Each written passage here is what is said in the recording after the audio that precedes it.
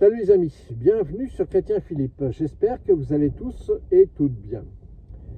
La fin des temps avec le retour du Christ serait-il proche?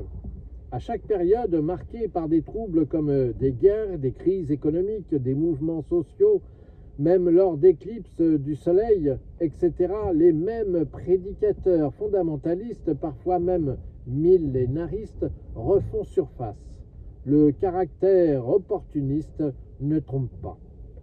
Je vous ferai grâce du mouvement millénariste bien connu pour ses insistantes visites à domicile, ainsi que pour ses projections nombreuses de dates de fin du temps, chaque fois contredites par les faits. L'objectif de ces groupes fondamentalistes est d'exploiter l'inquiétude bien légitime des aléas de notre société contemporaine, pour imposer une forme d'emprise, si ce n'est de manipulation, ciblant en priorité les personnes confrontées parfois de dures épreuves, de la vie comme la perte d'un être cher, des difficultés économiques, la maladie, le handicap, que sais-je encore. Dernièrement, un groupe fondamentaliste adventiste refait surface, annonçant, comme à son habitude, la fin des temps avec le retour du Christ. Ce qui est pour le moins surprenant est qu'un autre groupe fondamentaliste, évangélique baptiste, contredit les propos énoncés sous prétexte que le fondateur s'appuierait sur de fausses révélations. Alors, sur quel texte s'appuie-t-il pour annoncer une fin des temps imminente? Le texte privilégié est le suivant. Vous entendrez parler de guerre et de bruit de guerre, mais n'en soyez pas troublés, car il faut que cela arrive. Mais ce ne sera pas encore la fin, car on se lèvera nation contre nation, royaume contre royaume. Il y aura des pestes, des famines, des tremblements de terre en divers lieux. Matthieu, chapitre 24, versets 6 et 7. Cette spéculation, pour ne pas dire obsession, à fixer une date du retour du Christ et de la fin des temps, ne date pas d'aujourd'hui. Déjà, les apôtres tentaient d'en savoir plus. Est-ce maintenant que tu vas rétablir la royauté d'Israël? Lui avait-il demandé. Le Christ de répondre, ce n'est pas à vous de connaître les temps et le moment que mon Père a fixé de sa propre autorité.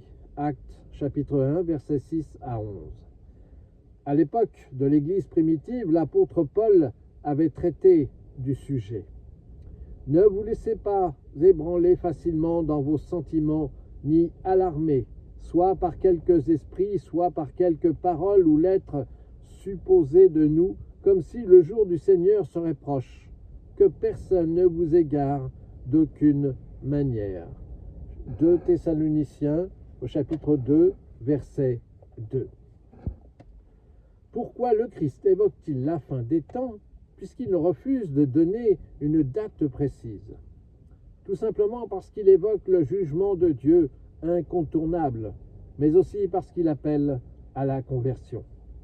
Le Seigneur ne tarde pas dans l'accomplissement de la promesse, comme certains le pensent. Au contraire, il fait preuve de patience envers nous, voulant qu'aucun ne périsse, mais que tous parviennent à la repentance. 2 Pierre chapitre 3, versets 9 à 15. Pour le chrétien, le sujet n'est pas une date potentielle, mais d'être prêt pour ce grand jour.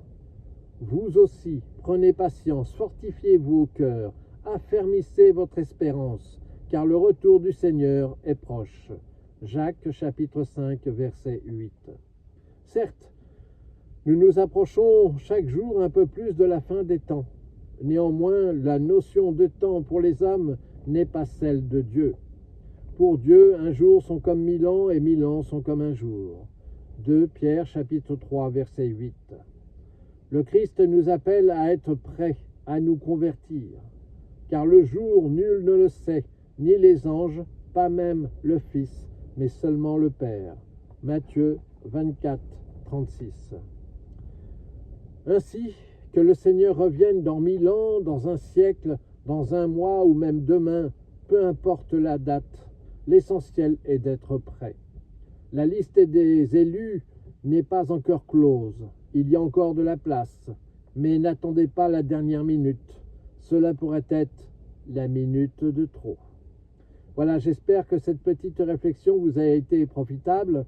N'hésitez pas à vous abonner, à partager cette vidéo, à me faire part de vos commentaires éventuels. Vous pouvez désormais nous rejoindre sur notre page Facebook intitulée Chrétien Philippe. Et en attendant le plaisir de vous retrouver, je vous dis à bientôt et surtout, soyez bénis.